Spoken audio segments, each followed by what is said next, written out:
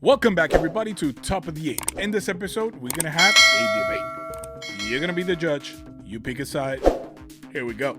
You sign a $330 million player to play third base, and suddenly you're Boston's handyman? What's next? They're going to have him sell hot dogs too? There's no respect for the guy. The team clearly has no respect for the guy. Oh, come on. They didn't ask him to pitch. They just asked him to play first base. You stand right there, catch a ball, scoop one. You try not to trip.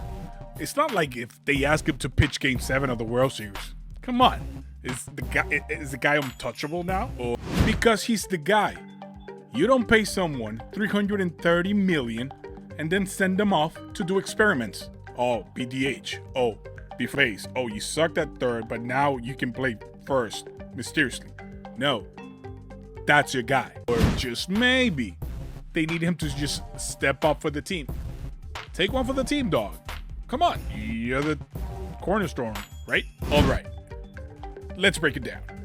Devers isn't just Boston's best hitter. He's their identity. You don't mess with the franchise cornerstone. You don't do that. Identity, it's great. Cornerstone, yes, he's great. But let's not act like if his defense is flawless. The guy has thrown the ball to where they sell hot dogs at Fenway. Come on. We forgot about that? Yeah, but he showed improvement. Yes, last year he showed strides that he was improving. He only made 2 errors more than Bregman, and Bregman won the Gold Glove. So now the team decides to do experiments with him and stuff like that. That is setting the guy for failure, don't you think? Or maybe he just needs to step up as a team leader. Now that Casas is injured, what else are they supposed to do? He can adapt. Others have done so. Get someone else to play first base. Yes, Devers didn't sign up for that. Even Alex Cora didn't want him to play first base during the World Baseball Classic. Did we forget about that one? No, we didn't. He said clearly, Devers is Boston's third baseman. Now, suddenly, he's supposed to change out of the blue. Mid-season? That's a joke. That was 2 months ago. Things change. Baseball is a fluid game. Put it like that. Yeah? Let me ask you this. Where was this when Devers straight up came out and asked the front office he needs help to win? He needs to have a team built around him. What did the front office did? Well, they went out and signed Alex Bregman and gave him third base and sent Devers to the DH without even telling him about it. He had to find out in spring training. Is that fair?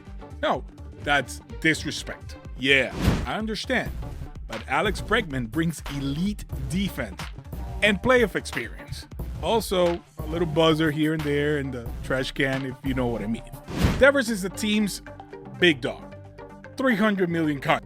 You don't go to a guy and just out of the blue tell him, hey, you're the... Oh, by the way, sorry for the late memo. No, you don't do that. That's disrespectful. Because now the guy has to adapt and adjust to DH. And then out of the blue, Casas is injured. And you want him to play first base out of the blue as well when you humiliate him and told him that he ain't no good defensively? So out of the blue, for your benefit, defensively, he's great. Great fit to play first base. Boston is playing the long game. Casas got hurt, and they need to fix that now. Who do they turn to? Devers, their superstar. That's why they paid him all that money. He has to step up because the team is trying to build the best lineup possible to him. At the expense of their biggest bat? Come on. You don't just have a franchise player into a complete new position mid-season. Everybody that has done that transition has done it in the offseason. Other teams have done a great job in informing their players, hey, we want you to move to first. We need you to work that in the offseason, so come spring training, you're all set, and we take it from there. This is baseball in 2025. Versatility matters, baby. Versatility? Really? Listen, first base is not just catching the ball. You gotta learn how to scoop balls, read the hops. You gotta learn your ground. It's different from third.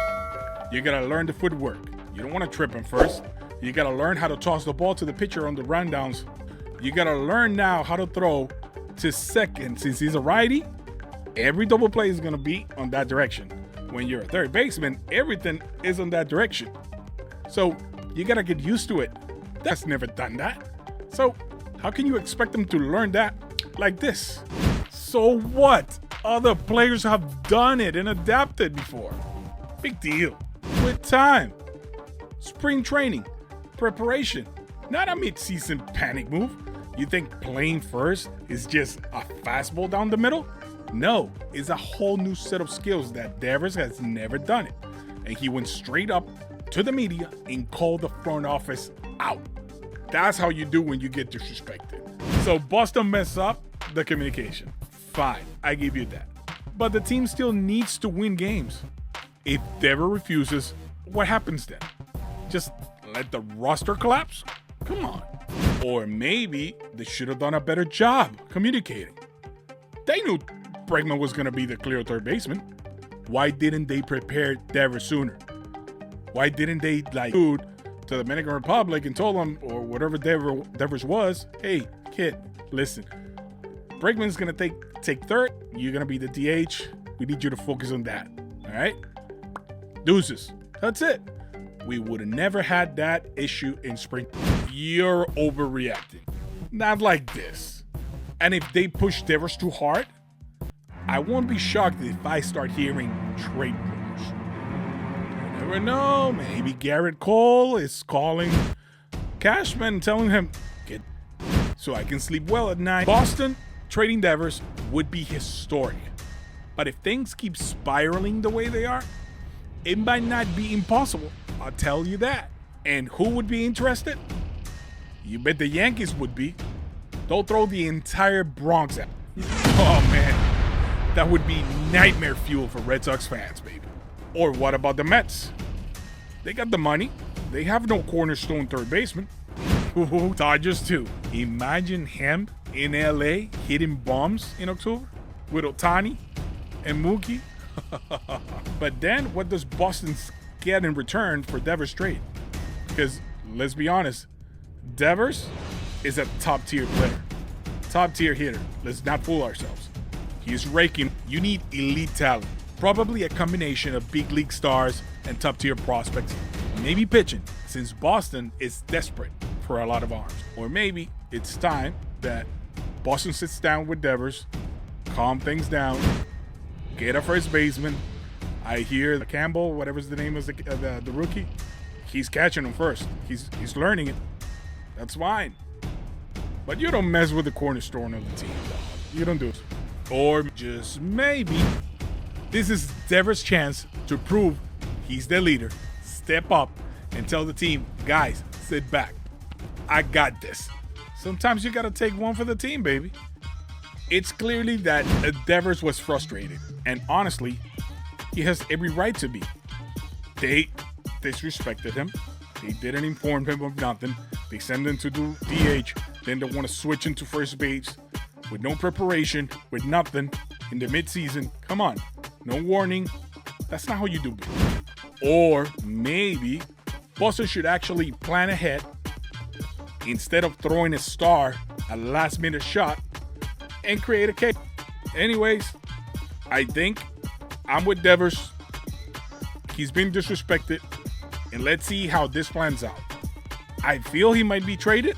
I hope not, but we'll see. Either way, this is a mess. So, who do you like? Are you in Devers' side or are you in the team side? I'm in the team side. If I'm paying you $300 million plus, you gotta do what's best for the team, baby. And that's what's up. Leave us your comments down there. Let's debate. Stay tuned for more. And thank you for tuning in this time at Top of the 8. Deuces.